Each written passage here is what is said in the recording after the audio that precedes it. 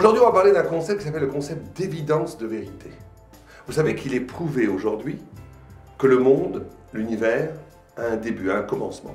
Il est prouvé depuis très longtemps, le Big Bang. Il y a d'autres preuves aujourd'hui par le refroidissement de l'univers fait que si c'était infini dans le passé, ce serait impossible qu'on soit à la température d'aujourd'hui. Le fait qu'il y a des différentiels de température montre qu'il y a un commencement. Sinon, si le temps était infini dans le passé, toutes les températures seraient égales, etc. etc. Il y a des preuves absolument irréfutables que le monde a un début, un commencement. Donc si le monde a un début, il y a forcément un créateur. Puisque l'être ne peut pas venir du néant. Le néant ne peut pas générer de l'être. Logiquement, c'est impossible. Donc il y a un créateur. Aujourd'hui, on a trouvé une nouvelle façon, certains scientifiques qui ne veulent pas admettre l'évidence de Dieu, ont trouvé une nouvelle tirade, une nouvelle parade en disant non, le monde, l'univers n'est pas un univers, le monde est un multivers. Multivers, ça veut dire quoi?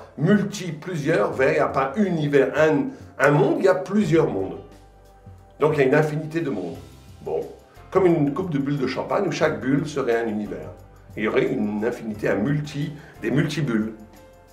Mais quand les scientifiques posent cette assertion, ils sont obligés de dire que l'univers qui était avant nous, et qui a généré notre univers, est un univers où il n'y a pas d'espace, où il n'y a pas de temps, où il n'y a pas de matière.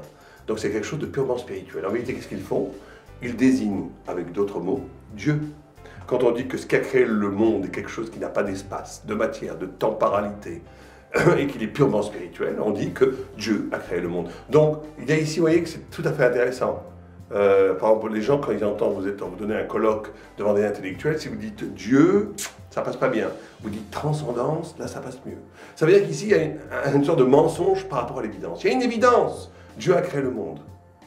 Qu'on appelle Dieu, ou qu'on appelle un univers précédent qui n'a pas de matière, ni de masse, ni de temps, ni d'espace, c'est pareil. Dieu a créé le monde. Dès qu'on a cette évidence, il faut vivre en cohérence avec cette évidence. Ça veut dire que si Dieu a créé le monde, il a créé pour quelque chose.